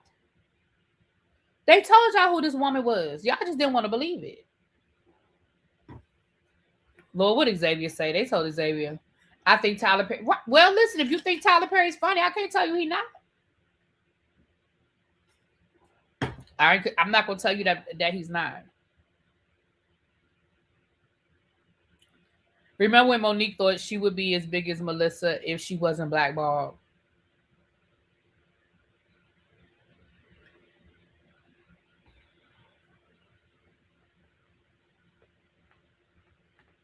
Let me say this, and I know y'all get sick of me saying this about Monique.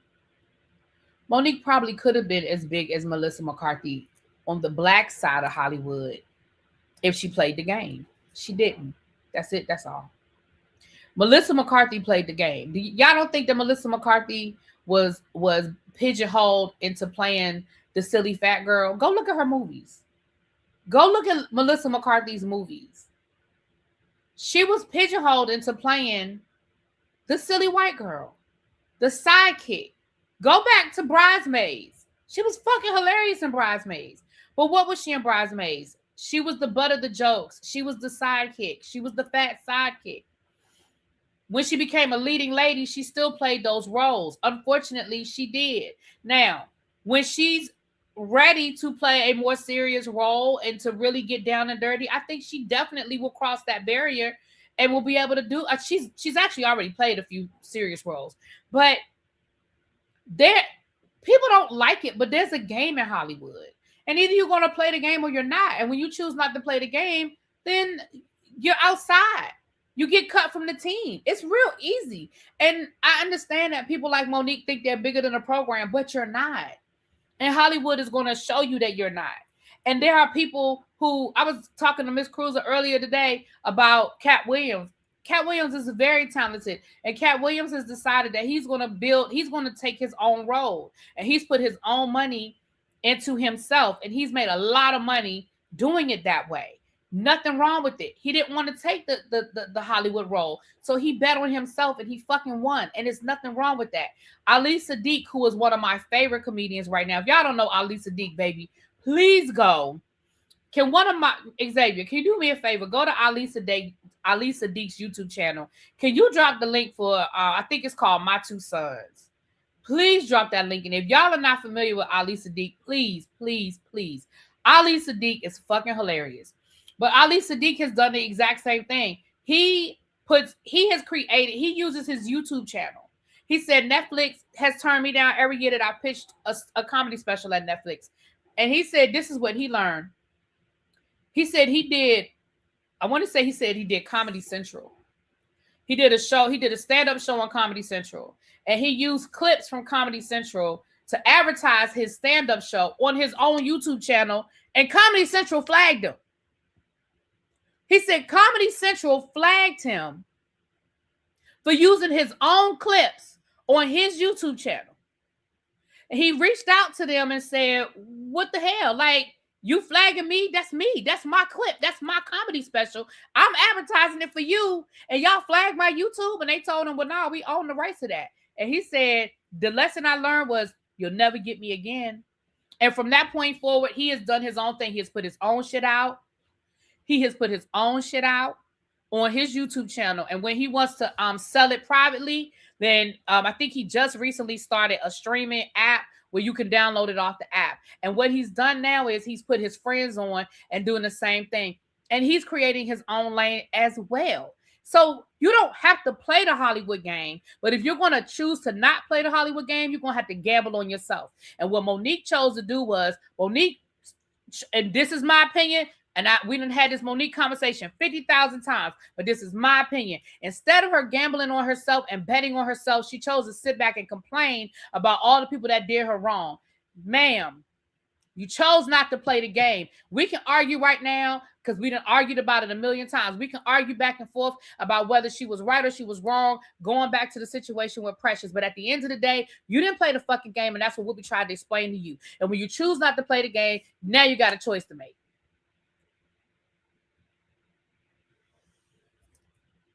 Monique got that YouTube channel. She could have just as easily done the same thing that Ali Sadiq did with his YouTube channel. Instead of sitting on there with you and your husband complaining and talk about how horrible Hollywood was and how horrible Oprah was and how horrible all these people were to you, do some comedy over there. Create some content over there. Sorry, not sorry. But moving right along. Ali Sadiq is fucking hilarious. And if you somebody said Hassan is my man, baby. Let me tell you something. I was telling Cruiser earlier, I listened to this story over and over again. When he talks about taking Hassan to the hood, baby, that shit is hilarious to me.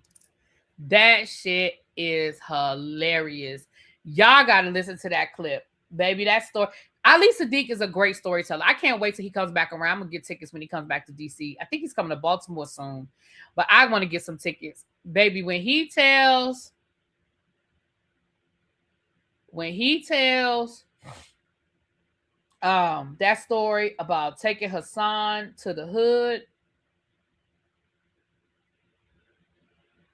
And then it's another story he tells about his oldest son, when his oldest son decided to move out.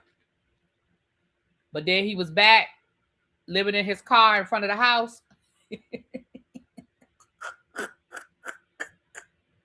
Baby, he's hilarious. When his son went to the cookout and he told the aunt, baby, he said his aunt was going to whoop Hassan's ass. He said, yeah, I can't tell. I don't even want to ruin the joke. Y'all go listen. I'm telling you. And if you go back, he went to prison. So if you go back earlier in his career, he talked a lot about his prison stories. Those are funny too. See, I'm not a Flame Monroe fan, but she has a right to do her thing. I'm not a big fan of hers.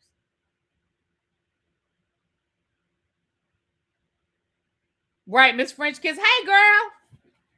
All right, now look, let's get into it. Now, it's 200 of us in this chat. I have the link pinned for our event that we're having in July. Now, listen, y'all been buying these tickets, and I really do appreciate y'all for buying these tickets. If you are going to be in DC or in the DC area, If you're going to be in DC or in the DC area, come out and join us. Y'all know we are having our Dreaming Out Loud event with my friend Dee Dee Cummings. She is going to be here with her book, How to Dream.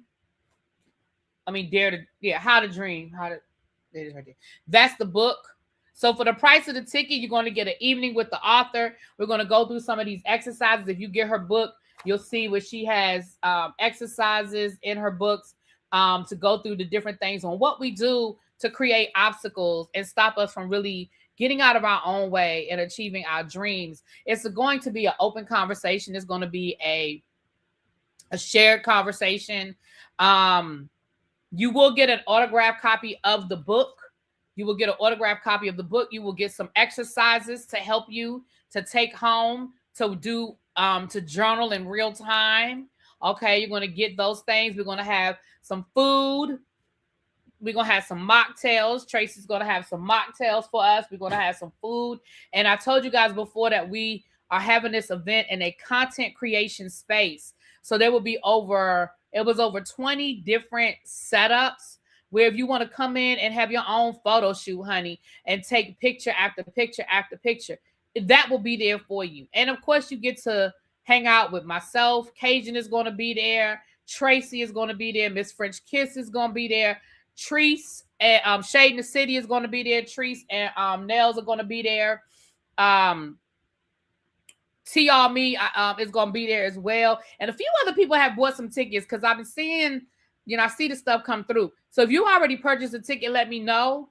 And again, if you would like to come, the link is pinned to buy your ticket. But if you're not going to be in the area, but you would like to donate a ticket to somebody who might want to come, by all means, please do so.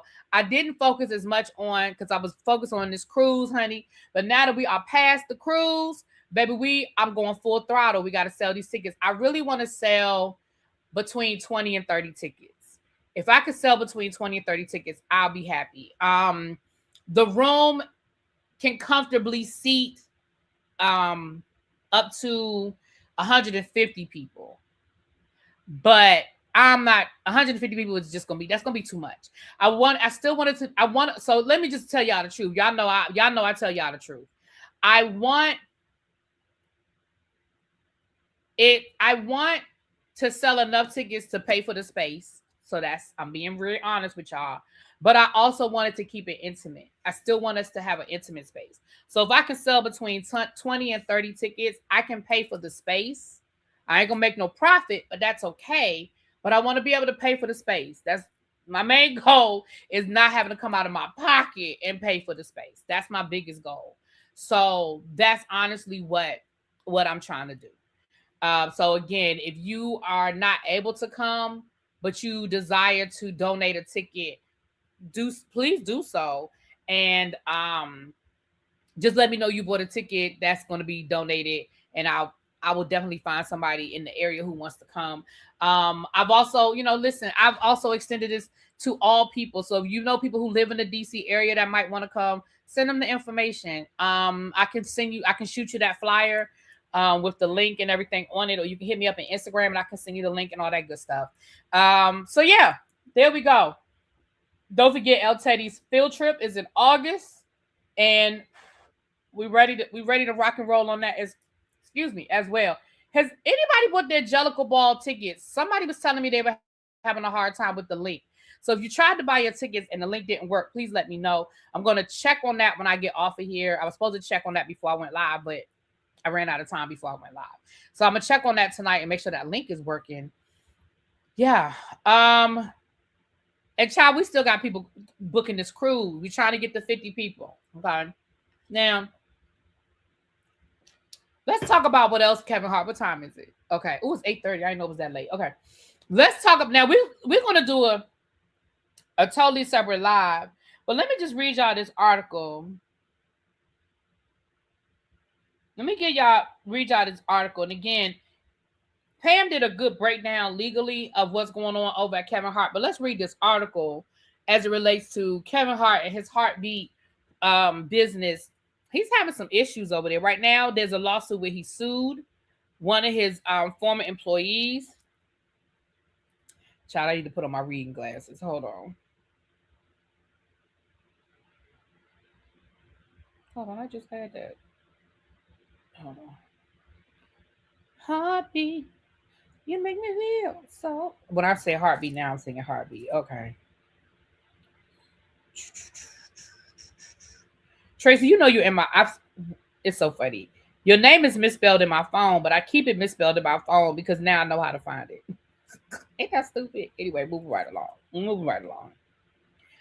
So this article is coming from Bloomberg. Child, let me put my reading glasses on because, baby, you love that song? Heartbeat, you make me feel so sweet. Hey, okay. Child, let me put my reading glasses on, honey, because... Okay. So this is from Bloomberg. This is an article. It says, inside a year of chaos and conflict at Kevin Hart's media company. When Kevin Hart announced in January that he'd licensed his name to Authentic Brand Groups, the popular comedian was silent on a key detail: the future of his namesake media company. Hart sold some ownership and oversight of his brand in exchange for an undisclosed sum of money and a stake in Authentic, a New York-based firm that manages the likenesses of Marilyn Monroe, Muhammad Ali, Shaquille O'Neal, and David Beckham. Hart used this partnership with Authentic to reset his relationship with the people around him and his company, according to 6 current and former employees.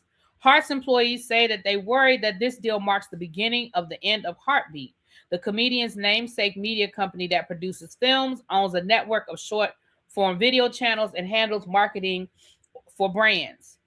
Though the announcement made no mention of Heartbeat, the agreement gave Hart money to buy out his private equity partner in the company over time and regain control of the use of his name, image, and likeness. Hart's endorsement deals, which had been a pillar of Heartbeat business, will now be handled by Authentic. Once valued at about $650 million, Heartbeat has shriveled over the past few years. The company enacted its latest round of job cuts in December, firing the heads of its scripted TV division, as well as employees working across marketing, social media, and brand partnerships. Earlier this year, it let go the leaders of its podcast division and later sued them for breach of contract. That's that lawsuit that Pam read yesterday. Hart has withdrawn from the company, leaving day-to-day management in the hands of a small group of executives. Staff meetings have been canceled. The development of a new film and TV projects has slowed. A slate of new podcasts was pitched but never produced. Heartbeat's struggles reflect the challenging environment for many Hollywood production companies as media giants merge and cut spending. The company is also a cautionary tale in this age of celebrity media mogul. Financial firms have plowed money into media companies led by high-profile figures, believing they could use their notoriety to build valuable businesses. Yet, even seemingly successful ones have had a hard time. Heartbeat, like many of his peers, has suffered from mismanagement and grappled with the tension between the needs of the star and his company. Hart, one of the hardest working people in Hollywood, tired of subsidizing a company that relied so much on him. He declined to comment on the story, which is based on conversations with several current and former employees. On Sunday night, Hart, who hosted a widely reviewed roast of NFL great Tom Brady 2 years ago, will be the subject of his own roast on Netflix. We just talked about that, child. One of the most successful stand-up comedians and actors of his generation, Hart has always been entrepreneurial. In 2017, he started Laugh Out Loud, an online video comedy business, and later grew to include branded entertainment. He also operated his own production company, Heartbeat Productions, that made programs for streaming services like Peacock, Quibi, and Netflix. With Hollywood in the midst of a production boom, Hart watched his fellow celebrities get rich from their media enterprises. Reese Witherspoon sold her media company, Hello Sunshine, in a deal that was valued at as much as $900 million. God darn, I didn't know that, Reese. Hey, girl. Hart's friend LeBron James raised money for his company, Spring Hill, at a valuation of $725 million. Hart believed he could be next. In late 2022, Hart merged his business interests under the Heartbeat banner and raised money by selling a 15% stake to a private equity firm, RB Partners. This deal was valued the company at about $650 million. The new business was predicated on three pillars: film and TV, short form video, and advertising. Heartbeat had a deal to produce movies for Netflix, a slate of podcasts for SiriusXM, and original audio series for Audible. Heartbeat also developed relationships with advertisers such as Lyft, Procter & Gamble, and DraftKings. While Hart would star in Heartbeat projects, the goal of the company was to develop projects and new businesses that didn't involve his namesake. The company would leverage Hart to sell projects and secure broad programming. Hart would also ask that Hart be involved in producing his movies and any advertising campaign for which he was a spokesperson. His fees as a producer and brand ambassador would help pay the bills. The hope was that he convinced other celebrities to use Heartbeat as well. And Thigh Randolph was named as chief executive officer. Offices were opened in New York and Atlanta, and they had a 40,000 square foot West Hollywood office that was once occupied by Oprah Winfrey. Hart redesigned the space and installed a world-class art collection. I think that was their slick way of saying he was spending a lot of money, but okay. I'm just saying.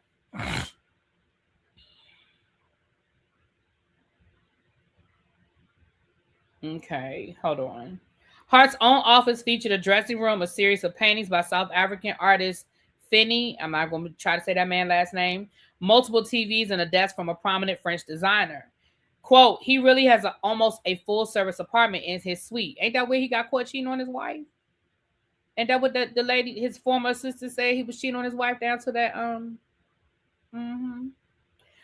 Okay. While Heartbeat expanded, Hollywood entered a recession, economic uncertainty, and rising interest rates, growing skepticism about the profitability of streaming caused major media companies to fire staff and pull back on buying new projects. Heartbeat was a little more insulated than most because talent like Hart could easily sell a project. Still, producing projects without Hart in a starring role became more difficult. All right. I'm gonna skip down to a year conflict because this is a long article. Okay, yeah, let me skip down to so that gives you the background of how we got here. I'm just saying that's what, listen, Tracy, I'm just saying that's where allegedly it went down. I'm just saying. Okay, let me read this year conflict. In January of 2025, Hart announced he would be the new CEO of Heartbeat and pledged to outline the firm's strategy in the coming weeks. Instead, Hart spent weeks and sometimes months without visiting the office. The people said and empowered Jeff Clanagan, the CFO, Eric Stoneburner, to run the company day to day. Hart was on set to shoot at least a couple of movies last year in addition to other work. A former concert promoter and movie producer, Clanagan, had helped make Hart a major star. He had partnered with Hart to bring stand-up specials to the big screen, producing shows such as Kevin Hart's Let Me Explain, which grossed $32 million at the box office. Clanagan produced some of those specials under the banner of his own company, Cold Black Films, which helped promote marketing and distribute video from Black creators. Clanagan continued to operate Cold Black while serving in a senior capacity at Heartbeat. He pushed employees at Heartbeat to post his videos to the Cold Black channels as well, saying they could use the additional reach for raise awareness. The videos generated advertising sales for Cold Black. Clanagan had employees at Heartbeat oversee Cold Black's social media pages and asked to get those channels loaded into Heartbeat's content management system. That gave Cold Black YouTube channels advantage over others because of Hart's prominence and his company designation with YouTube. Employees raised concerns about human resources at the company's lawyer. Clanagan also became increasingly interested in video generated by artificial intelligence. He started a new app called Blacktopia, a streaming service for Black viewers programmed with content from online creators and often made by AI. He urged employees to work on it. Clanagan initially responded to a request for comment and then retracted the message. Meanwhile, many of Heartbeat's main businesses languished. Sales from the company's YouTube channels fell, and investments in new film and TV projects slowed. Heartbeat, once profitable, started to bleed cash. Heartbeat had hired Eric Eddings and Leslie Guam to produce audio shows that didn't involve Hart. While the pair developed a slate of projects, they never got approval to make them. In mid-December, Heartbeat fired about a dozen employees, including some of those who were supposed to develop the podcast. Eddings and Guam then decided to start their own company and began raising money. When Flanagan found out, Heartbeat fired them and sued for alleged theft of trade secrets and breach of contract. A court approved a temporary restraining order, but then rejected a preliminary injunction, saying that Heartbeat had not demonstrated that Eddings and Guam had used proprietary information for trade secrets. The court said the request was vague and ambiguous and overly broad. That case is ongoing. Heartbeat also fired the heads of its TV division, Tiffany Brown and Mike Stein, who were in the middle of producing a TV show based on the film Barbershop for Amazon, and a second season of the animated series Lil' Kev. The company made no official announcement explaining the cuts. The following week, senior leadership arranged a Zoom meeting. Hart remained off camera until it was time to speak. He talked for a few minutes about changes at the company and took no questions. Hart changed his phone number in the weeks following the layoffs. It says that some of his advisors had suggested that he do this years earlier, so he wasn't so available. Yeah, but that's real interesting that you did it after you fired a bunch of people. Okay. A few weeks later, Hart announced the deal with Authentic Brands Group. Hart used some of the proceeds to buy out Aubrey Partners, freeing him to steer his brand deals to Authentic and outside of Heartbeat. A few of his employees and his publicists joined him at Authentic. Quote, "This is a turning point for Heartbeat." The company wrote in a subsequent email to employees explaining that the deal would free Hart up to focus on what he does best while allowing Heartbeat to stand on its own and grow beyond him. He's, quote, "I know for the past few months we've been tough." End quote. Then it says, adding that for too long the company had been too dependent on him. The email was said to be from Kevin Hart, aka Boss Man. It was sent by Hart's assistant. I'm gonna be honest, you guys. It sounds like there's a lot going on, but I'm gonna be honest. It sounds like maybe, and this was my fear with Kevin Hart when all of this stuff was first going down. It sounds like maybe he just moved really, really, really fast. He was really hot. People probably wanted him to do a lot of stuff, and I think it maybe just got overwhelming.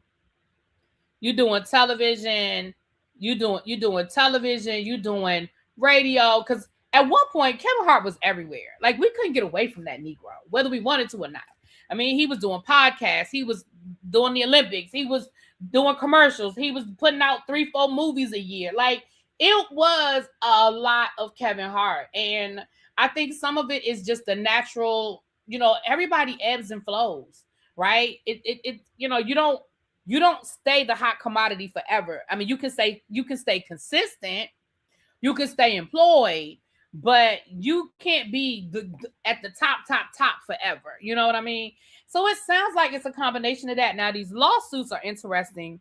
And we'll see where they go, where the lawsuits are going. And like I said, I have the lawsuit, and so we can read that at a later date and go deeper into it. But it's definitely interesting. This makes me think Monique's interaction with him wasn't a lie. I never thought Monique's version of the story was a lie. I just think that,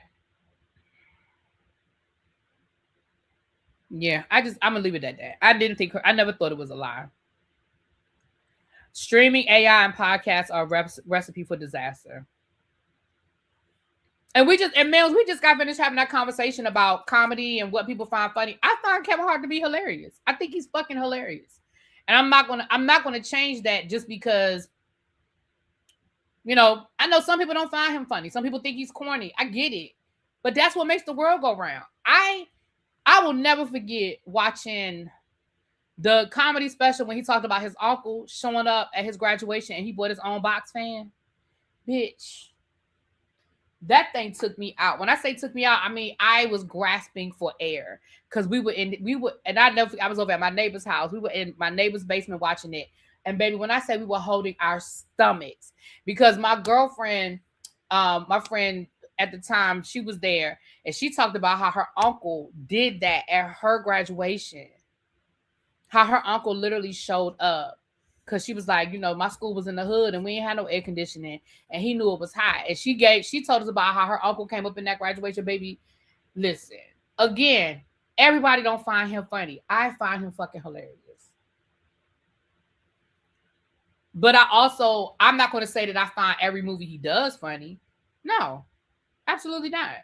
He's done some shit that I didn't think was funny at all. But his stand-up, I still find his stand-up funny. I find his stand-up to be hilarious.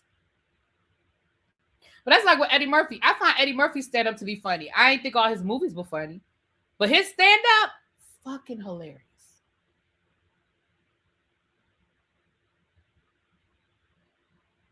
Right, all right. Yeah, like, hilarious to me.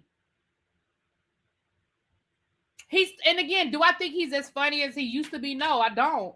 But I think that's just like with anything. Like, listen, that's just like with rappers. When you're not as hungry anymore, sometimes the music ain't as good. Because when you were hungry and you needed that song to be a hit, there was a different level of intensity. And I feel the same thing. Like, Eddie Murphy's funnier stand-ups were his first 2 albums for me. His first 2 albums to this day, I can listen to and will have me fucking dying. Raw is not his funniest stand-up to me. Delirious is actually his funniest out of Raw, Delirious, and it's another one. His first one, where he talks about the ice cream truck, and he talks about and he talks about how his sister knocked that ice cream out his hand. You got that one. You have Delirious, where he talk about his aunt, and his baby. That shit is fucking hilarious. Monique used to be funny as hell. Absolutely, she was funny as hell. Listen, I grew up on Def Comedy Jam, and we got a glimpse at a lot of these comedians before they became famous. Listen, my favorite is still Bernie Mac. I ain't scared of you motherfuckers.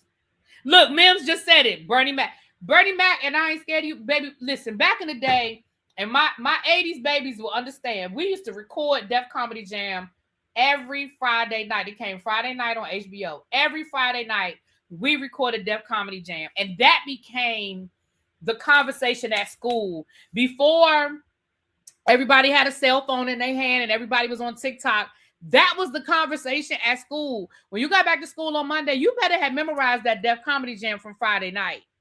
You had 2 days.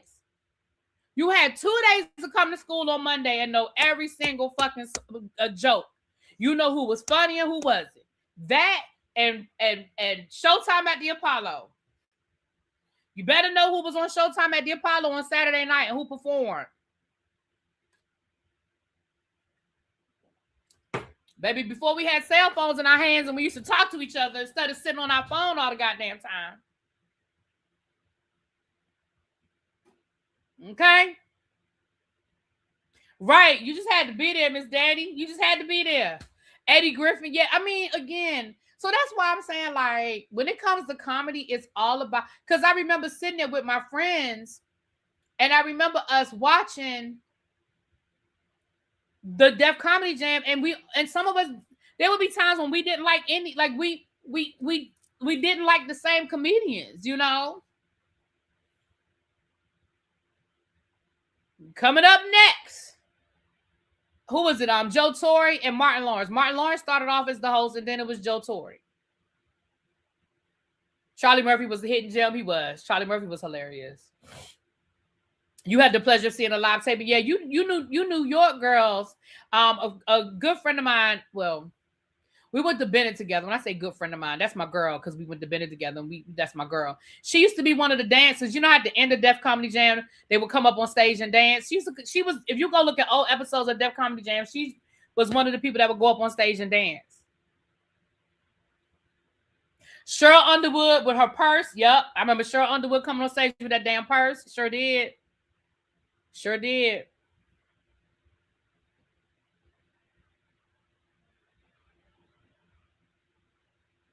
Adele, yeah, it was some great, and especially the first couple of years when it was just that raw hunger, when people didn't know what the show was gonna be, whether it was but when it became a hit and then people knew, but when it was just that raw, those first couple of seasons with Martin Lawrence and Kid Capri, some more, yeah.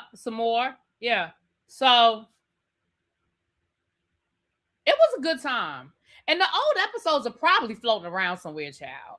They're around somewhere. Adele Gibbons with that. Listen, there's some things Adele Gibbons in that Tic Tac joke. Mm-hmm. Yep. All right, y'all. We're gonna get off of here. Thank y'all so much. Y'all cut up today. Hold on. Let me go through what happened today. If y'all wasn't here earlier, let me go through. We about to go with it's 8:51. Give me 9 o'clock. We're gonna do a members only. And again, it's gonna be quick. It's gonna be like a 30-minute, 40-minute members only. If you came in late, I got some tea to spill about Real Housewives of Potomac. I have an unboxing or two, and I have an update on some travel. You guys are going to get some travel updates, okay? With that being said, let me go through the list. KDK gifted 5 memberships. KDK, you talking about Cross Country Cruiser gifted 5 memberships. Ash Tuck, Super Chat. Franny Mama gifted 1 membership. Miss Baythane gifted 5 memberships. B-Lo gifted 1 membership. CC gifted 5 memberships. Universe Soul Goddess was gifted a membership and then turned around and gifted somebody else a membership. See that's that with each one, you give, you take that blessing and you pass it on. She was gifted a membership. She gifted somebody else a membership. Thank you, Ash Tuck, for the super chat. She wanted to give membership. She couldn't figure out how to do it on her phone. And I appreciate you, my love. Tracy gifted 5 memberships. Then we have a new member, T Love. Thank you and welcome to the tribe, my love. Paris gifted a membership. DeMarcus super chat. Thank you, DeMarcus, as always. And that's just Tracy. Tracy been a member for 54 months, and she talking about the mocktail is mind your business. Child, don't get me started on this mocktail with Tracy. Moving right along. Right, she paid it forward. So give me a few minutes to just set it up, and we're gonna go straight into a members only live. It'll be on both channels. It'll be on this channel and the review channel. And we're just gonna roll with it. Okay. All right. Talk to y'all later. Peace.